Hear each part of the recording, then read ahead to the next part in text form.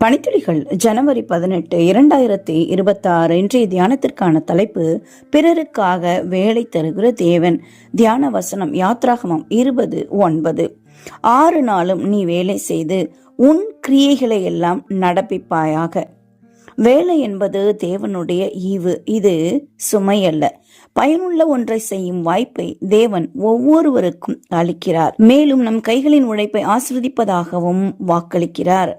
தேவன் நம்மை அர்த்தமற்ற போராட்டத்தில் தள்ள விரும்பவில்லை. மாறாக செயலில் ஈடுபட்டு பலன் அடையும் ஆசீர்வாதத்தை அனுபவிக்க செய்கிறார். தேவன் இந்த உலகை 6 நாட்களில் படைத்தது போலவே நாம் வாரத்தின் நாட்களில் படைப்பு தொழிலில் ஈடுபட வேண்டும்.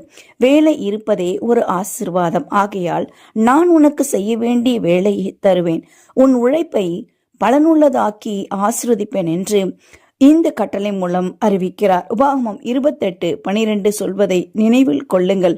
நீ கையிட்டு செய்யும் வேலைகளை எல்லாம் தேவன் ஆசீர்வதிப்பார் என்று.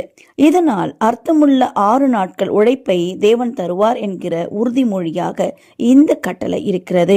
கொலோசியர் 3:23 படி நாம் எதை செய்தாலும் முழு மனதோடு மனிதருக்காக அல்ல, தேவனுக்காக செய்கிறோம் என்று மன மகிழ்ச்சியுடன் செய்ய வேண்டும். 1853 முதல் 1856 நடந்த கிரிமிய போரின் போது பிரிட்டிஷ் படை வீரர்கள் காயங்களால் மட்டுமல்ல, முகாம்களில் மருத்துவமனைகளிலும் நிலவிய வேதனையான சூழ்நிலைகளினாலும் உயிரிழந்தனர். அந்த காலத்தில் செவிலியர் தொழில் மரியாதைக்குரியதாக கருதப்படவில்லை. ஆனால் ஃப்ளாரன்ஸ் நைட்டிங்கேல் எனும் படித்த பணக்கார பெண் தன் வாழ்க்கை மற்றவர்களுக்கு உண்மையாகவே உதவியாக இருக்க வேண்டும் என்று நினைத்தார். விமர்சனங்களை பொருட்படுத்தாமல் ஒரு செவிலிய குழுவுடன் போய் போர் பகுதிக்கு சென்றார். அவர் கண்ட காட்சிகள் அவரை அதிர்ச்சி அடைய செய்தன. அசுத்தமான தரைகள், தங்கள் இரத்தத்தில் படுத்திருந்த காயமடைந்த வீரர்கள், சுகாதாரத்திற்கான சரியான ஏற்பாடு எதுவும் இல்லாத நிலை. அவர் அறைகளை சுத்தம் செய்தார், காற்றோட்டத்தை மேன்மைப்படுத்தினார். புகழுக்காகவும் வெகுமதிக்காகவும் அல்ல, பிற நலனுக்காக வேலை செய்தார்.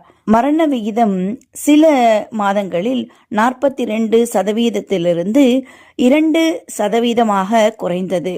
போருக்கு பிறகும் அவர் தன் பணியை தொடர்ந்தார். மருத்துவமனைகளையும் சுகாதார முறைமைகளையும் சீர்திருத்தினார். உலகம் முழுவதும் உள்ள செவிலியர்களை ஊக்கப்படுத்தினார். தேவன் நமக்கு வேலை கொடுத்திருப்பது பணம் சம்பாதிப்பதற்காக மட்டுமல்ல, பிறரின் வாழ்க்கையை மேன்மைப்படுத்துவதற்காகவும் தான். நமக்கு தேவன் பயனுள்ள தொழிலையே தருகிறேன் என்று சொல்கிறார். எனவே அதை 6 நாளும் செவ்வன செய்து 7ஆம் நாளில் கர்த்தருக்காக ஓய்ந்திருப்போம்.